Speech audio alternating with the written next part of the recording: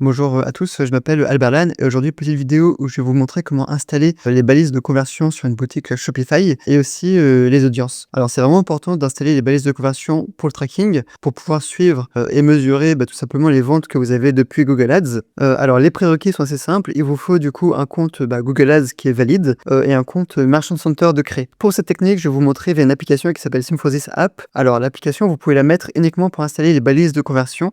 Après effectivement, vous pouvez la retirer directement et les balises de conversion vont rester avec les audiences. Donc c'est quand même intéressant. Mais cette application fait partie du processus de configuration du Merchant Center du compte Google Ads. Donc voilà, c'est quand même une application que je vous recommande fortement de garder et qui va vraiment vous permettre de faire des campagnes Google Shopping sur votre boutique Shopify. Alors pour ce faire, c'est assez simple. Je vais aller dans Applications, très bien. Là, je vais faire All Recommended App, très bien. Je vais faire Shopify App Store. Et là, je vais pouvoir écrire du coup Fit for Google Shopping.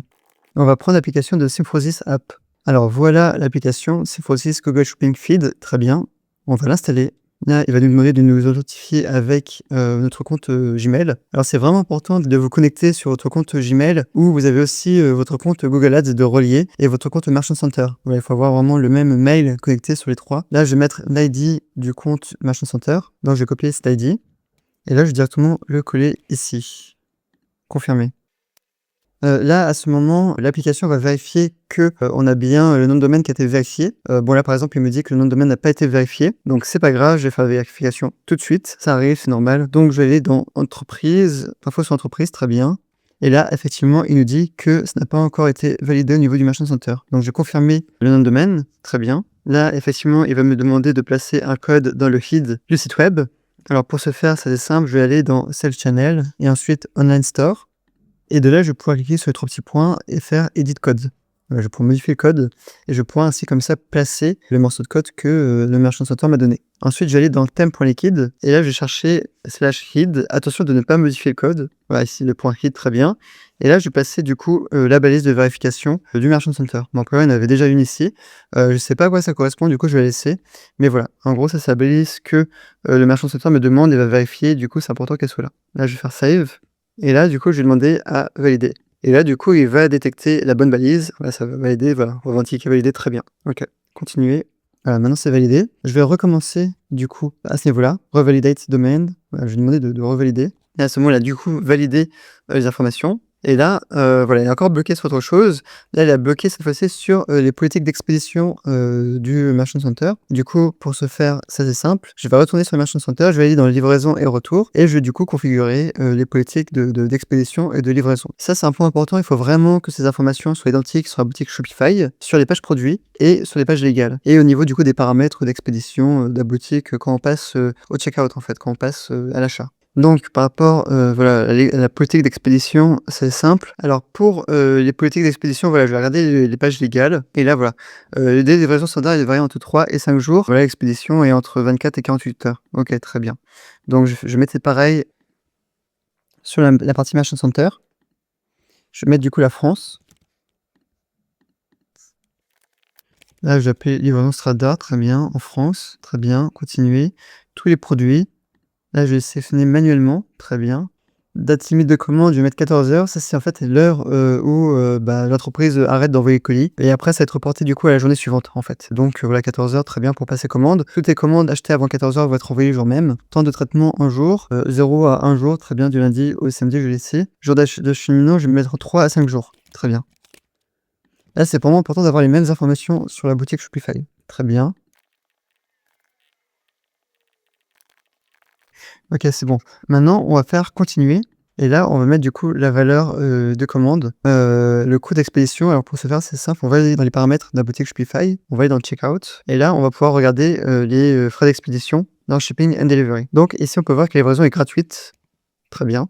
Donc je vais mettre livraison gratuite, enregistrer. Voilà, donc c'est bon, j'ai bien mis les politiques de livraison. On peut aussi mettre la politique de retour, qui est vraiment important. Alors pour les politiques de remboursement, c'est comme sur la partie livraison. Vous suivez la procédure et vous renseignez les informations. Maintenant que c'est fait, on va directement retourner sur l'application et on va faire Test Shipping Rate. Alors voilà, maintenant une fois qu'on a bien shipping rate validé, on va arriver sur cette page. Ça, c'est les informations qu'on va synchroniser entre la boutique et du Commercial Center. On va mettre tout par défaut, au défaut, très bien. Ici, on peut choisir manuellement des produits ou des collections. On va pas s'en occuper. Ici, on peut changer les SEO title et les SEO description. On va laisser les titres par défaut et descriptions par défaut utilisés par la boutique Shopify, très important. Pourquoi? Parce qu'on a beaucoup plus de mots-clés en fait, un vocabulaire sémantique beaucoup plus riche sur ces descriptions que sur le SEO description qui fait 180 caractères, donc c'est pas pareil. Ici, on va mettre maintenant le nouveau format, très bien, global format, très bien. Et là, on va faire synchroniser. Voilà, alors maintenant ça c'est fait, on va mettre l'ID du compte Google Ads. Alors maintenant, une fois que ça c'est fait, on va renseigner ici le compte Google Ads. On va faire Confirm and Continue, Link Automatically. Alors là, j'insiste, il faut vraiment être administrateur du compte Merchant Center, du compte Google Ads et être sur le même mail. Alors maintenant, une fois que c'est fait, c'est simple, on va aller directement dans Google Dynamic Remarketing Conversion Tracking. Très bien. Là, on va aller directement sur ce niveau-là, Trotimax. Et si vous allez sélectionner votre compte Google Ads, voilà, comme ceci. Et là, je vais faire confirmer on Continue. Très bien. Alors donc c'est bon, on a bien connecté le Merchant Center avec le compte Google Ads. Très bien. Maintenant, il faut vérifier que l'application soit bien active au niveau du thème Shopify. Pour ce faire, voilà, on peut aller directement ici. Et voilà, on voit que l'application est bien active, donc ça c'est bon. On va donc passer à l'étape suivante. Et c'est bon, donc l'application est bien activée. Et là, du coup, il va me demander de créer du coup les audiences de retargeting, très bien. Les conversions, très bien. Et aussi de traquer en objectif secondaire les jeux panier et les checkout, donc c'est très très bien. Settings, ok.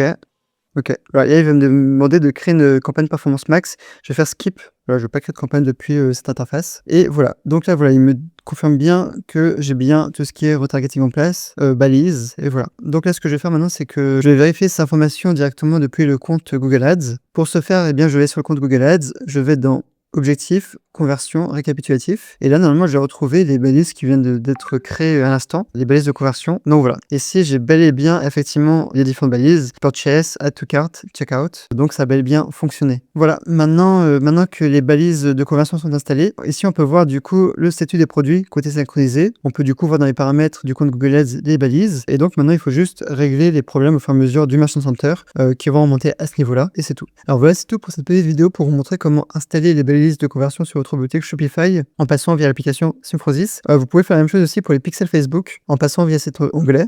Si vous avez des problèmes sur, voilà, sur votre boutique Shopify ou des questions ou quoi, n'hésitez pas à rejoindre le Discord que je vais mettre dans la description de cette vidéo YouTube et de liker et de commenter. Et à très vite pour plus de tutoriels sur Shopify.